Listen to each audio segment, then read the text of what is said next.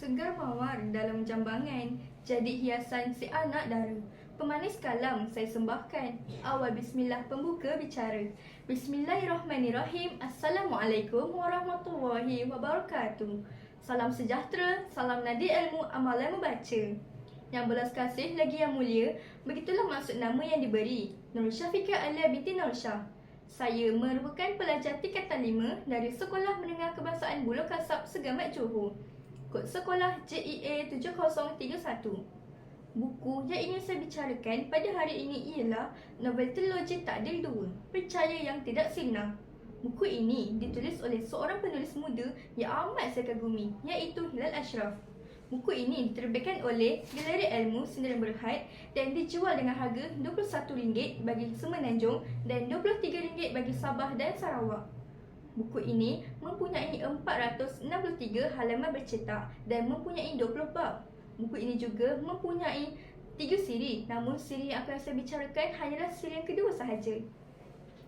Penulisnya yang bernama Muhammad Hilal Ashraf bin Abdul Razak atau nama penanya Hilal Ashraf merupakan seorang graduan di Universiti Yarmouk Jordan dalam bidang usuluddin pada tahun 2012. Beliau telah memulakan kerjanya sebagai penulis semenjak April 2009 dengan karya sulungnya iaitu buku motivasi Langit Ilahi. Semenjak itu, beliau semakin aktif mengarang karya-karya fiksyen dan juga bukan fiksyen. Kini, beliau telah menghasilkan lebih daripada 40 buah judul karya. Beliau juga merupakan seorang pengasas pada web langitilahi.com. Semenjak penghujung 2016, beliau telah menubuhkan satu perniagaan penerbitan beliau sendiri iaitu Hilal Ashraf Resources dan mula menerbitkan sendiri karya-karya beliau.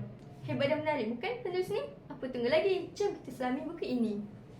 Buku ini mengisahkan tentang seorang yang dipanggil Sang Ashura yang mahu menakluki dunia dan ingin semua orang menganggap dia sebagai Tuhan yang Maha Agung. Namun, dalam kesemua tempat yang tunduk terhadap kekuasaannya, terdapat satu kawasan yang tidak tunduk terhadap kekuasaannya dan tidak mahu menganggap dia sebagai Tuhan yang Maha Agung. Apakah nama kawasan tersebut? Nama kawasan tersebut adalah Kerajaan Tanah Haram Mekah. Jadi, disebabkan oleh Kerajaan Tanah Haram Mekah ini yang tidak mahu tunduk terhadap kekuasaannya dan tidak mahu menganggap Sang Ashura sebagai Tuhan yang Maha Agung, telah menyebabkan Sang Ashura mengarahkan jeneral-jeneralnya untuk menyerang Kerajaan Tanah Haram Mekah. Pada satu hujung tempat yang bernama Ujung Medini, munculnya seorang pemuda lelaki yang bernama Angkasa Sakti. Beliau telah diamanahkan oleh bapa angkatnya untuk menuju ke Tanah Haram Mekah dan membawa obor mengubah dunia. Sekiranya anda semua ingin tahu apa maksud ayat disebut tersebut, anda semua bolehlah membeli buku ini di kedai buku berhampiran rumah anda. Jadi, apa yang menariknya tentang kisah ini?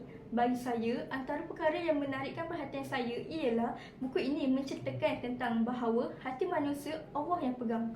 Ada orang yang dulunya Islam, tapi apabila digetak sedikit, diasap sedikit, terus berubah kepercayaannya kepada Sang Ashura. Namun, ada juga orang yang apabila digetak sedikit, masih menganggap dia memeluk agama Islam. Tetapi, dalam masa yang sama, dia mahu semua orang mendengar kata-kata Sang Ashura sehingga sanggup mengkhianati negara sendiri. Bukankah itu terpanggil sebagai pembelot? Selain itu, teknik-teknik peperangan dalam novel ini juga banyak berpandukan daripada peperangan-peperangan dalam Islam. Saya semua kagum dengan jalan cerita yang sangat epik. Setiap cerita yang terdapat dalam novel ini disusun dengan sangat baik sehingga saya merasa saya berada di dalam situasi tersebut. Malah, lingkup bahasa yang jelas dan juga adaptasi ayat Al-Quran adalah sangat menarik dan sangat sesuai dengan tema takdir. Antara pengajaran yang saya perolehi daripada novel ini ialah kita hendaklah sentiasa melakukan kebaikan dan menyumbang kepada agama walaupun ini sekecil biji sahara.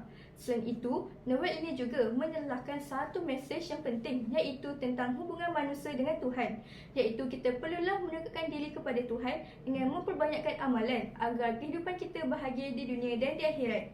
Sekian sahaja daripada saya. Terima kasih.